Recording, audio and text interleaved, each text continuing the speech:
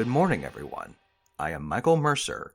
As usual within the Michael Mercer Hour, we bring you headlines of the biggest and strangest stories that range from the Flat Earth cruise finding another dimension last month, or Bigfoot turning out to be a secret government operative from another world. But this past weekend, I got to witness something stranger. That's right. We're going to show you my visit to the hottest restaurant in the realm. This past Friday, I was invited to check out what many consider to be a hole-in-the-wall type restaurant. But this was no mere hole-in-the-wall. This was the Dragon's Diner. The dragon has spoken!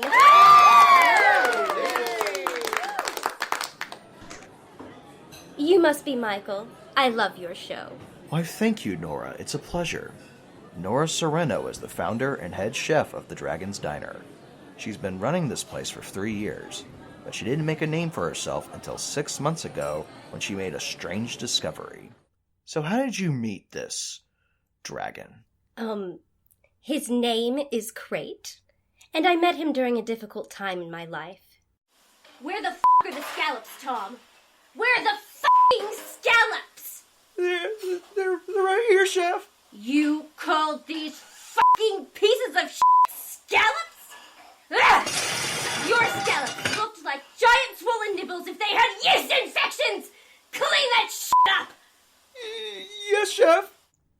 The place was falling apart. I was losing my mind, and my chefs couldn't get their act together and make decent food. So I told everyone to take the day off and clear their heads. I went out for a walk at the lake, and I found Crate. Just chilling, as if the lake was his home. Was he hostile to you at first? Or welcoming? Crate was uninterested. He seemed more preoccupied with making sure his food, which was fish, by the way, not people, was delicious. I saw how he cared about the detail of the fish, how to cook it just right with the flames of his nostrils. Then I instinctively screamed, "Would you like a job?" I've had plenty of interviews in my career hosting the Michael Mercer Hour. Interviewing a 50-foot-tall red dragon seemed like it would be a career highlight.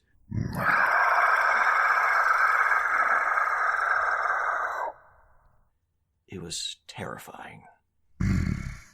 If you're going to be scared shitless for this whole interview, then maybe we should. No. It's okay. We can do this. We can do this. I can do this. I can do this. Did you accept the job immediately, or were you hesitant about it? Last time I was employed by humans was during the Cold War. Turns out I wasn't very good at keeping secrets. And before that, I was a bear hunter. Then I was a defender of queens. Ran a couple of tournaments in my day. The list goes on and on. You've lived a long life. My, what do you call it? Resume was expansive. But I never felt fulfilled doing what I did.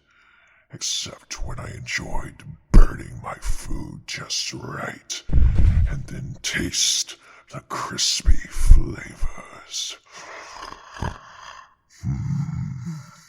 Splendid. So you accepted the job? Not only did I accept the job, I wanted to make sure I was a valued employee of the workplace and did what my employer expected of me. I got to see firsthand Crate fly with some pigs and cattle that normally would be shipped via food trucks and bring them to his hut. Basically a warehouse next door that no one was using anymore. Or at least, not since Crate started working at the Dragon's Diner. Crate was a blessing at saving the diner plenty of money for shipping and fighting off the competition, if necessary. You might want to step back, Michael. Okay.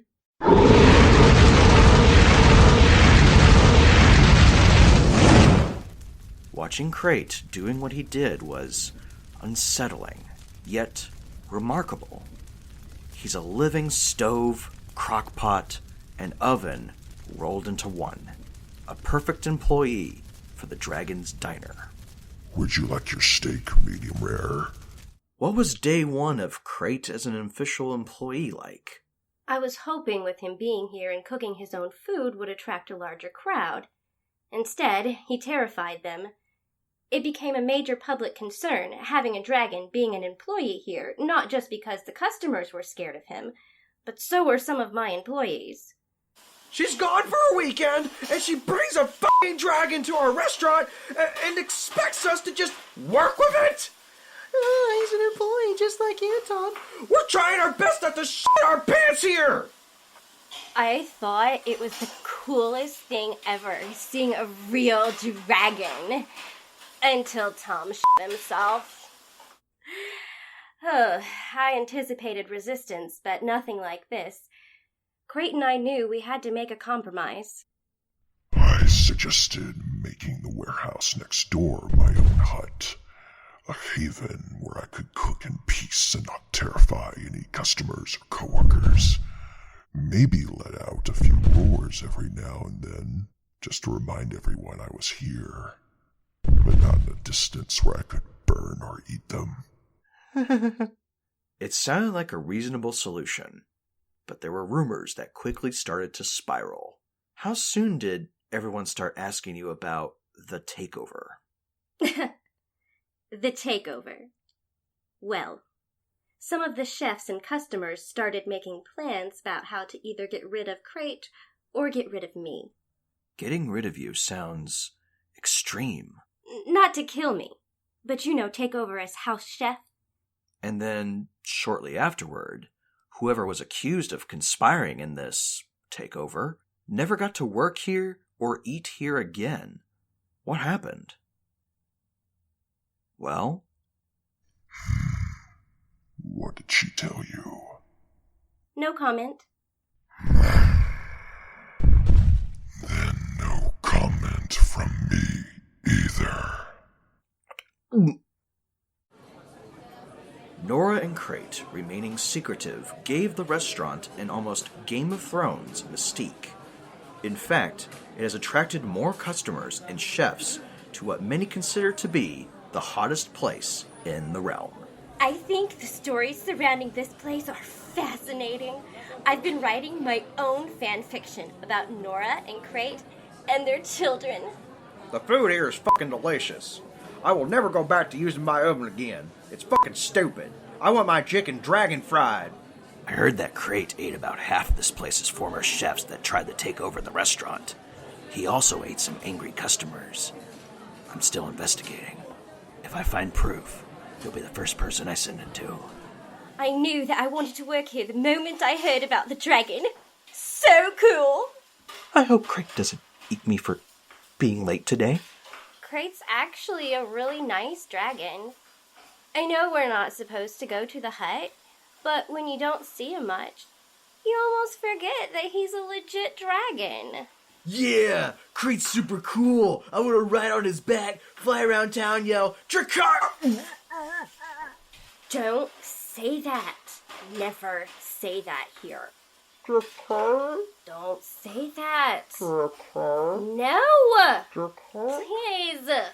Dracar? Stop saying it! Dracarys! Who the f*** done that? The reputation of the Dragon's Diner continues to influence other restaurants throughout the globe, including the Kaiju Cafe, employing a massive giant sea monster bringing in seafood. We do not call him because copyright issues. Where do you see the legacy of the Dragon's Diner going forward? I think that as long as Crate is around and stories about him continue to get out there, and people continue to eat here, I'd say this place will be around for generations to come. Generations? Is that what she said? Oh, hell no. I'm not staying here that long. Her tenacity will get the better of her.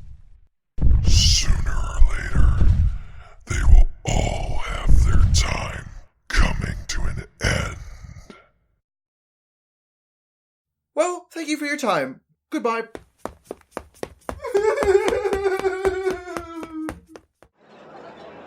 The future of this restaurant is up in the air as far as Crate is concerned. I'm glad he didn't eat me for cowardly running away from him. I'll admit it was not a bright moment of my career. But what was bright about my experience was knowing that good food and a good story will keep people coming back to the Dragon's Diner for years to come.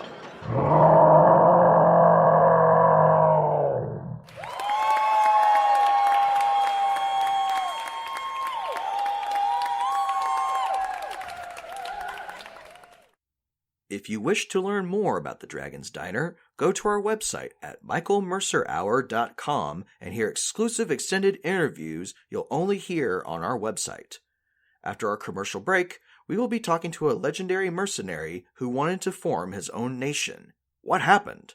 Stick around for answers in the Michael Mercer Hour. We'll be right back.